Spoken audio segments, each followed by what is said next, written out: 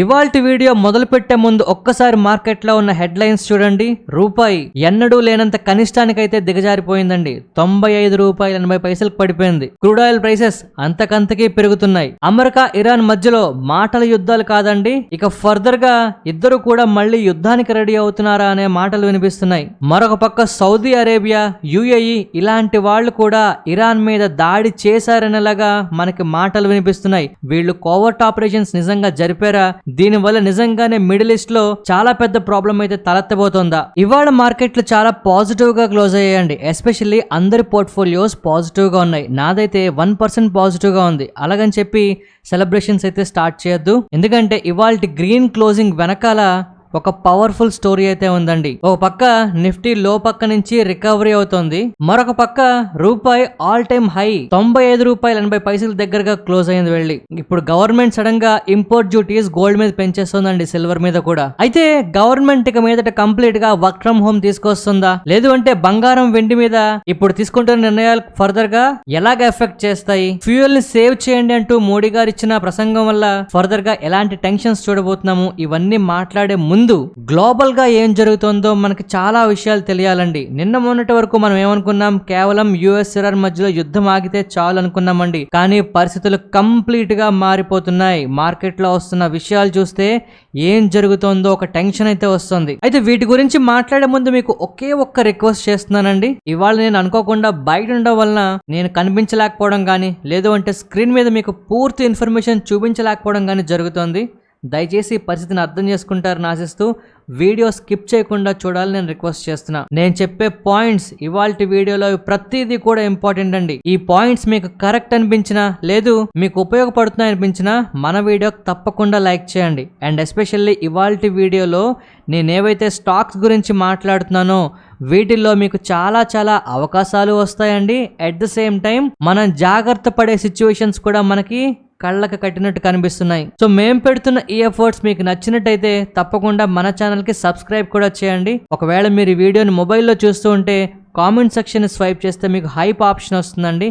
దీన్ని క్లిక్ చేస్తే నిజంగా మన ఛానల్కి చాలా చాలా హెల్ప్ చేసిన వాళ్ళు అవుతారు. ఈ హెల్ప్ చేస్తారని ఆశిస్తూ let's continue the video. So ఇప్పుడు మార్కెట్లో ఉన్న మోస్ట్ ఇంపార్టెంట్ అలాగే బజింగ్ న్యూస్ గురించి మాట్లాడదామండి. ఒకటి, గోల్డ్ సిల్వర్ కి సంబంధించి గవర్నమెంట్ తీసుకుంటున్న నిర్ణయాలు మార్కెట్లో హల్చల్ అయితే క్రియేట్ చేస్తున్నాయి. ఇంపోర్ట్ డ్యూటీని గోల్డ్ మీద సిల్వర్ మీద 6% నుంచి 15% వరకు పెంచడం జరిగింది. 10% బేసిక్ కస్టమ్ డ్యూటీ అయితే 5% agriculture, infrastructure and development cess అయితే వేస్తున్నారు. సో మొదటిసారి చూడగానే ఇది సింపుల్ డ్యూటీ హైక్ అని మనకు అనిపిస్తోందండి, కానీ డీపర్ గా ఉన్న మెసేజ్ చాలా డిఫరెంట్ గా కనిపిస్తోంది. గవర్నమెంట్ కంప్లీట్ గా ఇంపోర్ట్ ని ఎస్పెషల్లీ గోల్డ్ సిల్వర్ విషయంలో రెడ్యూస్ చేయడానికి చాలా గట్టి ప్రయత్నమే చేస్తోందండి. ఫారెక్స్ రిజర్వ్స్ ని ప్రొటెక్ట్ చేయడానికి, రూపీని సపోర్ట్ చేయడానికి ఒక కంట్రోల్డ్ వేలో ప్రెజర్ ని తీసుకురావడానికి చాలా నిర్ణయాలు గవర్నమెంట్ తీసుకుంటోంది. ఎందుకంటే గోల్డ్ అనేది మన India second largest import item అండి. మనకి ఫస్ట్ మనం క్రూడ్ ఇంపోర్ట్ చేసుకుంటాం.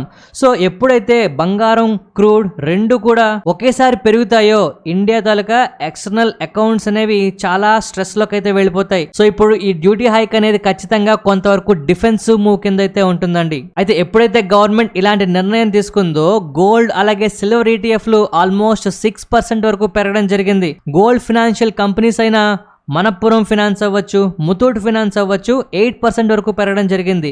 ఎందుకు ఇలాగా?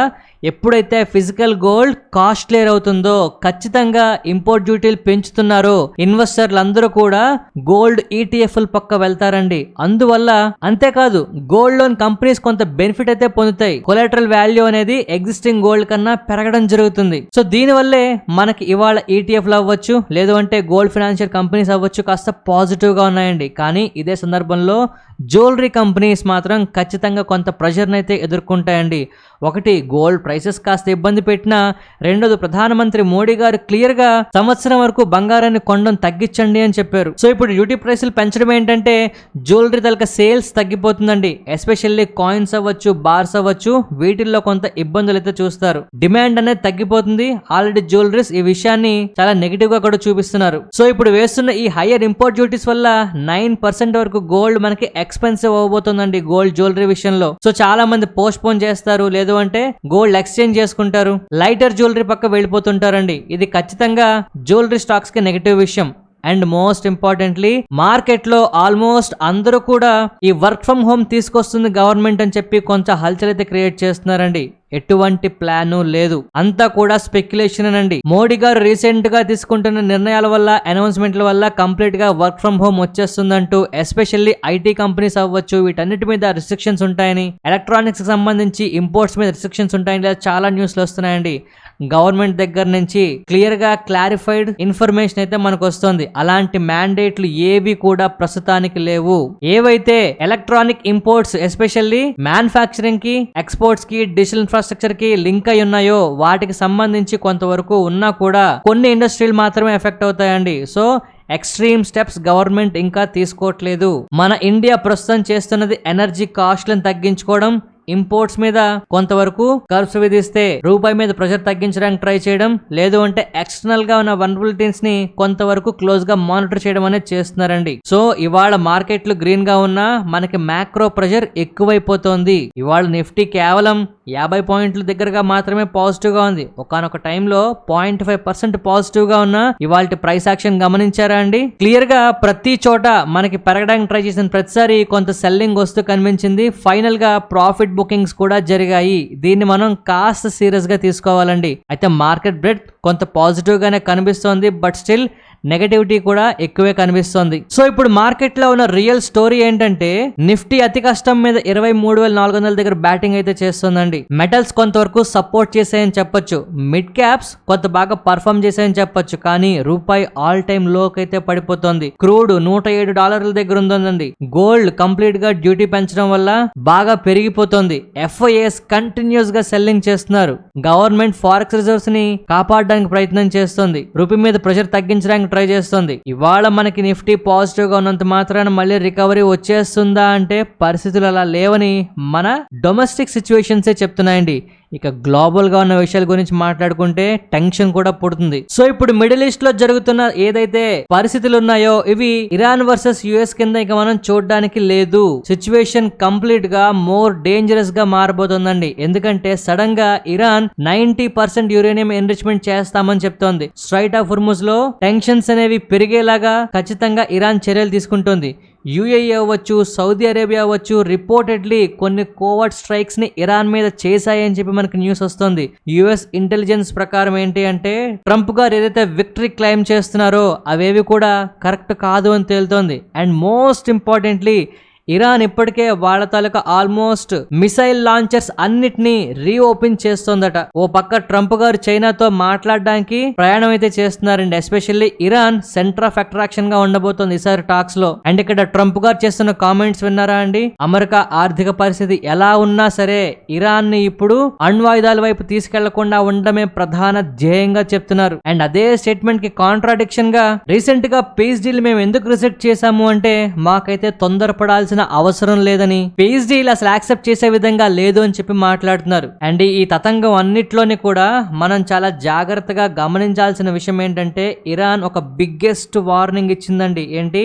90% యురేనియం థ్రెట్. ఒకవేళ అమెరికా కనుక ఇక మీదట మళ్ళీ మా మీద అటాక్ చేస్తే యురేనియం ని 90% వరకు మేము ఎన్రిచ్ చేసి తీరుతామన్నట్టు శపథం చేస్తుంది. ఇదే ఇప్పటి వరకు ఇరాన్ దగ్గర నుంచి వస్తున్న మోస్ట్ ఎక్స్ప్లోజివ్ న్యూక్లియర్ సిగ్నల్ అండి. అంటే 90% ఎన్రిచ్మెంట్ చేశారు అంటే అది ఖచ్చితంగా వెపన్ గ్రేడ్ కింద అయితే ఉంటుంది. అండ్ అఫీషియల్ గా ఇరాన్ ఈ స్టేట్మెంట్ ని పాస్ చేసిందండి. మరొక్క అటాక్ చేస్తే చాలు మేము ఈ లెవెల్ కి చేరుకుంటాం గ్యారంటీ గాని.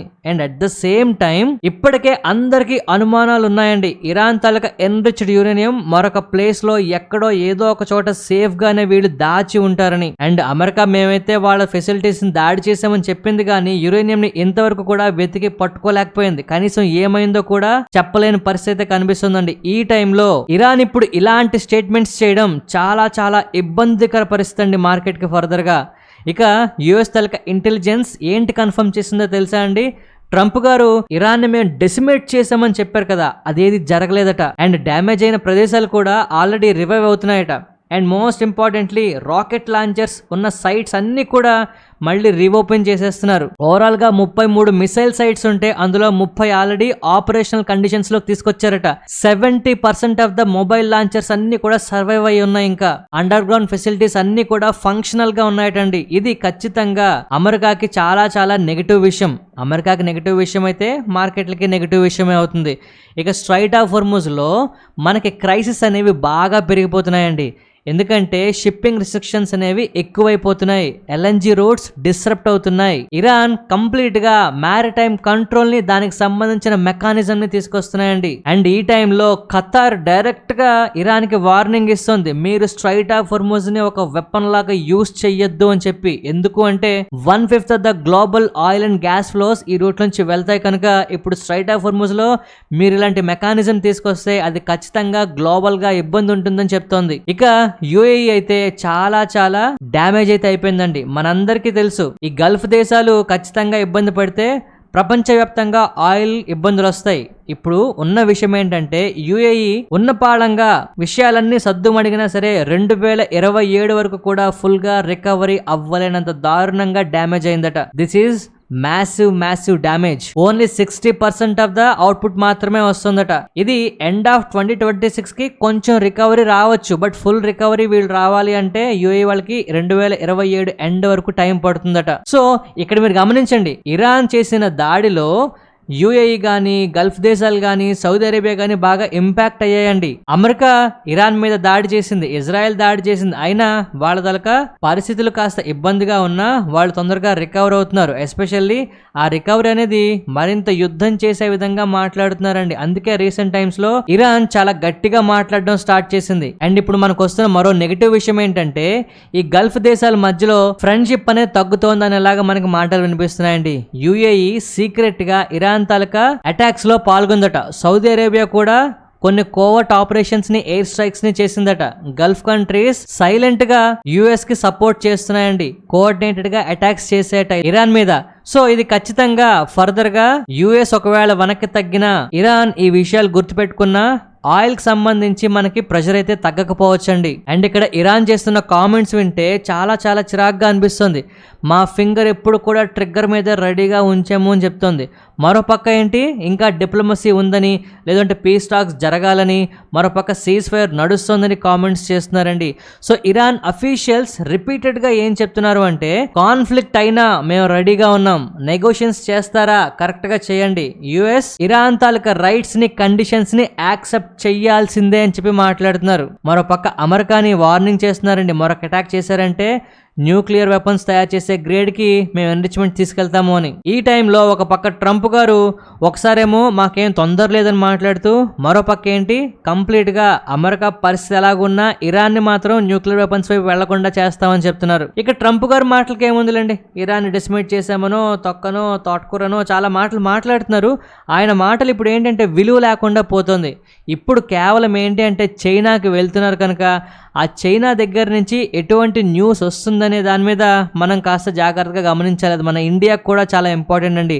అండ్ ఈ టైంలో అమెరికా దగ్గర నుంచి వస్తున్న న్యూస్ ఏంటి అంటే ఒకవేళ ఫర్దర్ గా ఈ టాక్స్ అనేవి కనుక కొలాప్స్ అయితే, సీజ్ ఫైర్ కనుక బ్రేక్ అయితే ఆపరేషన్ ఎపిక్ ఫ్యూరీని ఆపరేషన్ స్లెడ్జ్ హ్యామర్ చేత మళ్ళీ రీప్లేస్ చేస్తాము అని చెప్తున్నారు. అంటే కంప్లీట్ గా బాంబుల వర్షం కురిపిస్తాము అని చెప్పి డైరెక్ట్ గా చెప్తున్నారండి వీళ్ళు కూడా. మరో పక్క పాకిస్తాన్ తో జరపాల్సిన చర్చలు, ఎందుకంటే పాకిస్తాన్ వాళ్ళు సీక్రెట్ గా ఇరాన్ కి సాయం చేశారని న్యూస్ వస్తుంది, అమెరికా కన్ఫర్మ్ చేసిందండి. అండ్ ఈ టైంలో వస్తున్న ఈ న్యూస్ నేనైతే జస్ట్ చైనాతో కాస్త మాట్లాడడానికి ఏదో ఒక విధంగా కాస్త పావు కదపడానికి మళ్ళీ అమెరికా పాకిస్తాన్ వాడుకుంటోంది, దాన్ని నెగటివ్ గా చూపించడానికి ప్రయత్నాలు చేస్తుందనే ఫీలింగ్ నాకు వస్తుందండి. మొత్తానికి ఏంటంటే ఇండియా పరిస్థితి మాత్రం ప్రస్తుతానికి కాస్త ఇబ్బందిగానే ఉంది. మార్కెట్లో పాజిటివిటీలు కనిపిస్తే పర్వాలేదు కానీ లేదంటే మాత్రం కొంత ఇబ్బందే మనం చూడడానికి అవకాశం ఉంది. సో ఇప్పుడున్న సిచ్యువేషన్ లో మనం క్రూడ్ ని ఇంపోర్ట్ చేసుకుంటున్నాం, స్ట్రైట్ ఆఫ్ హోర్ముజ్ ద్వారా మనం ప్రయాణం చేయాల్సి వస్తుంది, ఎక్స్టర్నల్ ఎనర్జీ స్టెబిలిటీ మనకు రావాలి, ఇన్ఫ్లేషన్ పెరిగిపోతుంది, మన కరెన్సీ వీక్ అయిపోతుంది, ఫారెక్స్ రిజర్వ్స్ వీక్గా ఉన్నాయి, గవర్నమెంట్ వాటిని కాపాడడానికి చర్యలు తీసుకుంటోంది, గోల్డ్ మీద డ్యూటీలు పెంచుతోంది, ఫ్యూయల్ కన్జర్వేషన్ తగ్గించమని చెప్తోంది, ఫారెక్స్ ని ప్రొటెక్ట్ చేస్తుంది. సో మనం ఇండియా ఇప్పుడు డొమెస్టిక్ గా అటు ఇంటర్నేషనల్ గా ఎటు చూసినా కూడా ప్రాబ్లమ్స్ ని సాల్వ్ చేసుకోవడానికి, లేదు అంటే ఎగ్జిస్టింగ్ ప్రాబ్లమ్ ని ఎక్కువ అవ్వకుండా ఉండడానికి మనం ప్రయత్నం చేస్తున్నాం కానీ ఈ టైంలో ఇవాళ మార్కెట్ లో పాజిటివ్ గా ఉంది అమ్మయ్యా అనుకోవడానికి పరిస్థితి అయితే లేదు. సో ఇవాళ ఫస్ట్ మనం మాట్లాడుకుంటున్న స్టాక్ హిందుస్థాన్ పెట్రోలియం కార్పొరేషన్ అండి. ఇవాళ ఈ స్టాక్ కాస్త పాజిటివ్ గా కనిపిస్తోంది. వీళ్ళ తలక రీసెంట్ క్వార్టర్లీ రిజల్ట్స్ లో net profits 77% year on year పెరగడం జరిగిందండి. రెవెన్యూస్ దగ్గరగా 5% వరకు పెరగడం జరిగింది. సో కమింగ్ డేస్ లో ఈ ఆయిల్ కి సంబంధించి క్రైసిస్ ఉన్నంత కాలం ఈ స్టాక్ అయితే కొంత ఫోకస్ లో అయితే ఉండబోతోంది. నెక్స్ట్ మనం యథార్థ హాస్పిటల్ గురించి మాట్లాడుకోవాలండి.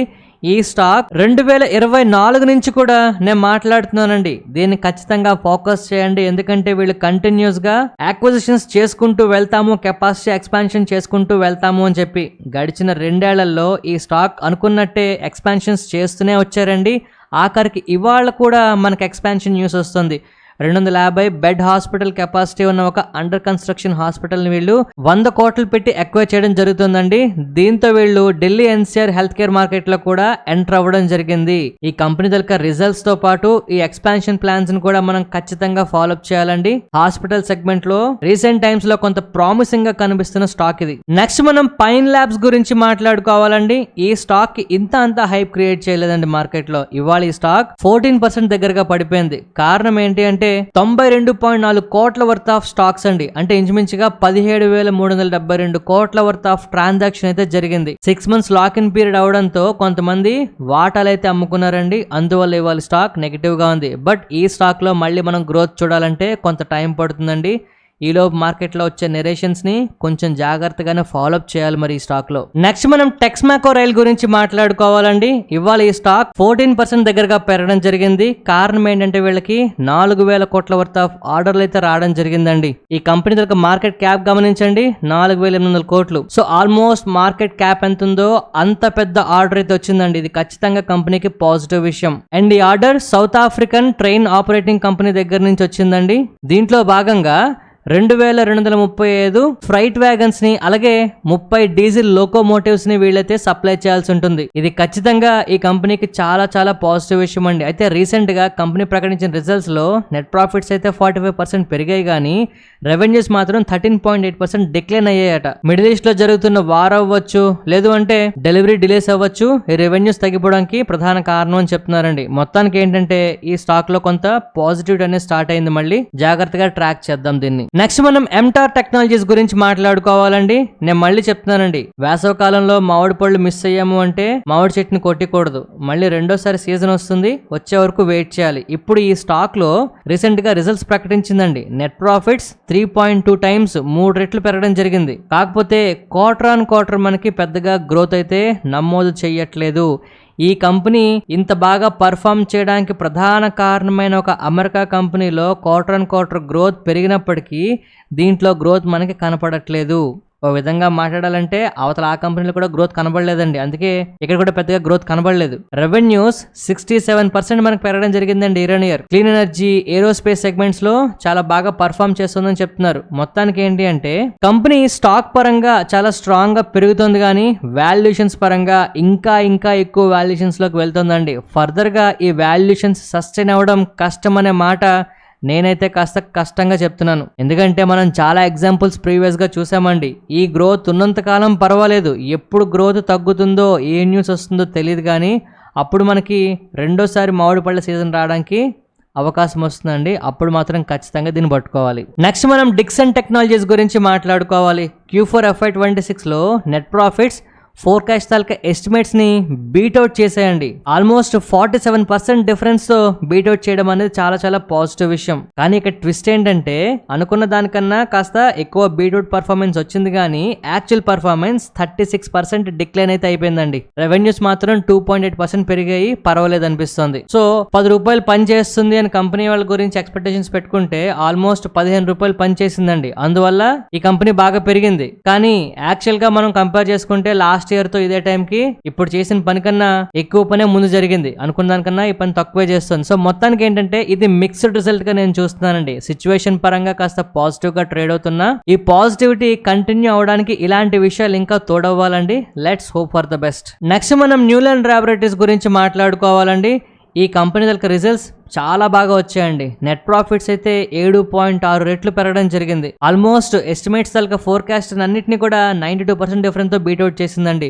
రెవెన్యూస్ అయితే 136% పెరగడం జరిగింది. యూరప్, యూఎస్, నార్త్ అమెరికా ఇలాంటి రీజన్స్ అన్నిట్లోని కూడా ఈ క్వార్టర్లో బాగా సేల్స్ అయితే జరిగాయట. మొత్తానికి ఏంటి అంటే ఈ స్టాక్ ని ఒకసారి మనం స్టడీ చేయాలండి తప్పకుండా. ఎందుకంటే రీసెంట్ టైమ్స్ లో పెరగడం, మళ్ళీ పడిపోవడం, మళ్ళీ పెరగడం.